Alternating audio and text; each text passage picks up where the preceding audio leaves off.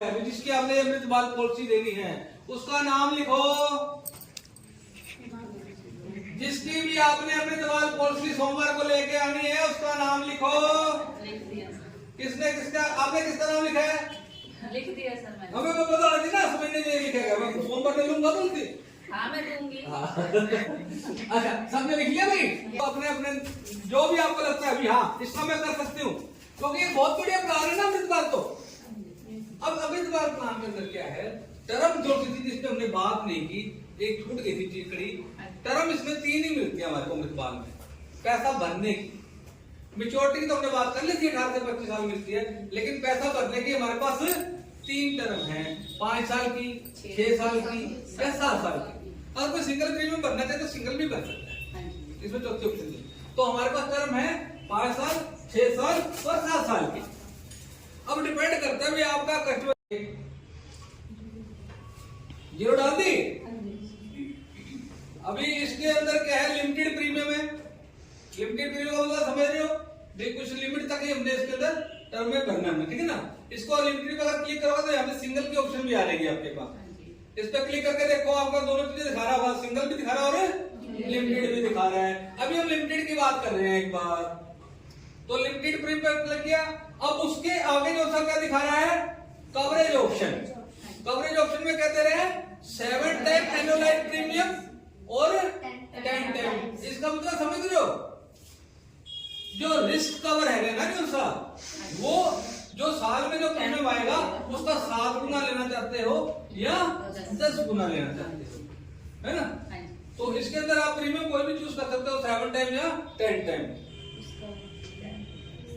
तो इसके अंदर हम 10 टाइम चूज कर लेते हैं क्योंकि 7 टाइम जब हम लेते हैं ना तो वो टैक्सेबल बन जाती है हमारी इनकम। जब 7 टाइम लेंगे ना तो वो मेच्योरिटी टैक्सेबल बन जाती है, लेकिन 10 टाइम जब लेते हैं तो वो 10 टाइम लेने पे क्या होता है, हमारी जो मेच्योरिटी है वो टैक्स फ्री रहती है। क्योंकि हमारी कोशिश ये होनी चाहिए जो उसका साल का प्रीमियम है उससे 10 गुना उसका रिस्क कवर होना चाहिए, कम से कम, ज्यादा चाहे हो कम नहीं होना चाहिए, ठीक है। तो 10 टाइम इसको ले लिया। अब टर्म दे रखी है इसके अंदर। अभी मैं जो सी बात कर रहा हूँ ना, टर्म जो 5, 6, 7 है इसमें कैसे डिसाइड करें, तो उसके ऊपर आप दे सकते हो। सपोज करो वो कहते हैं मेरे को तो 18 साल की टर्म लेता है, अब 18 साल में एक बार क्लिक कर दिया, ठीक है। सम एश्योर्ड मिनिमम 2 लाख है। पीडब्ल्यूबी की ऑप्शन भी है इसके अंदर। पीडब्ल्यूबी समझते हो क्या चीज होती है भाई? पीडब्ल्यूबी एक बहुत अच्छी ऑप्शन है बच्चों के केस के अंदर। जब बच्चे का बीमा होता है तो उसका किस्त कौन करता है भाई? फादर करते हैं ना। तो पीडब्ल्यूबी फादर को तो मिल जाता है, मदर को नहीं मिलता है। मदर अगर गवर्नमेंट एम्प्लॉय तो मदर को मिलता है। पीडब्ल्यूबी है क्या चीज? पीडब्ल्यूबी है, सपोज करो एबीसी किसी आदमी ने अपने बच्चे के लिए पॉलिसी ली और बाई चांस उसको कुछ हो गया। अब उसको कुछ हो गया तो पॉलिसी का प्रीमियम कौन करेगा भाई? तो पॉलिसी खराब हो जाएगी। तो इस चीज से बचाने के लिए पीडब्ल्यूबी लगाते हैं, प्रीमियम वेवर बेनिफिट। समझ गए मेरी बात को? तो हम अगर कस्टमर को चाहो तो उसके ऊपर अभी दे दो तो ज्यादा अच्छी बात है, नहीं तो ना भी दो तो भी कोई बात नहीं है।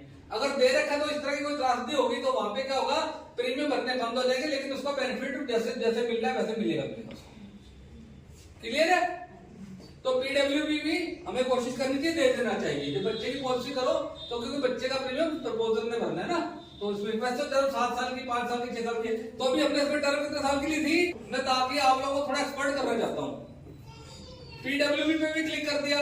पीडब्ल्यूबी में समझ लेते हैं जो बच्चा जो अपने बच्चे के ले रहा है उसकी एवरेज एज 30 ले लो, कोई बात नहीं 30 ले लो, 30 साल की एज लेनी है भाई। पीडब्ल्यूबी के लिए हमने एज कितनी ली है? 30 साल की, यानी कि जो बीमा करवा रहा है अपने बच्चे का उसकी उम्र कितनी है? 30 साल है। जब हम कैलकुलेट के बटन पे दबा देंगे, वो कैलकुलेट दबा दिया तो भाई अब इसके अंदर ये बताओ प्रीमियम कितना रुपए निकल के आया? 40,000 रुपए निकल के आ गया।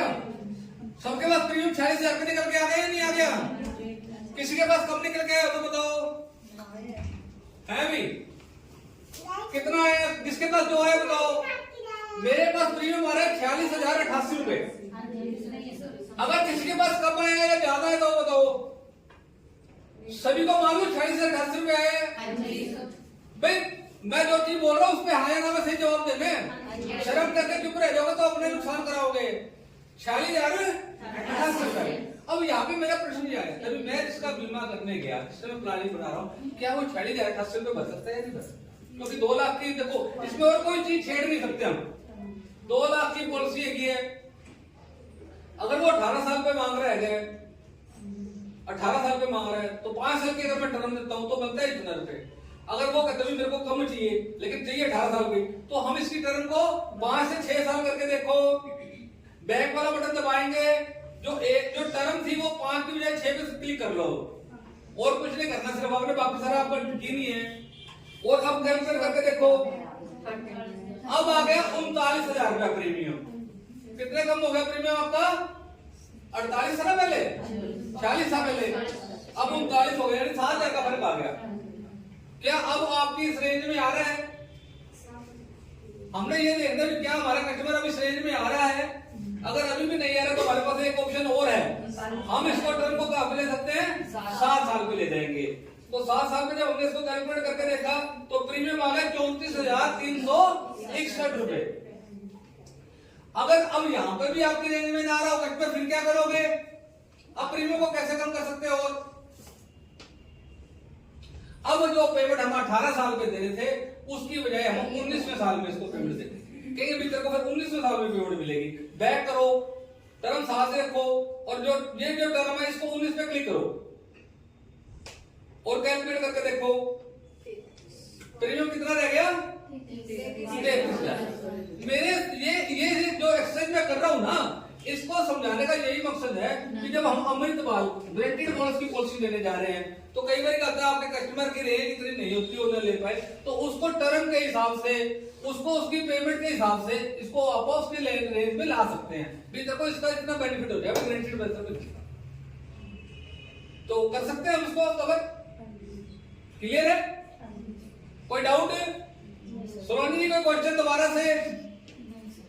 मैडम आपका था क्वेश्चन कैलकुलेशन वाला, वो हो गया क्लियर सर। हो गया क्लियर? मैं क्या क्वेश्चन क्या दिमाग में था वैसे आपके? वो यही कैलकुलेटर उस पे फोन पे नहीं थी क्लियर एक बार।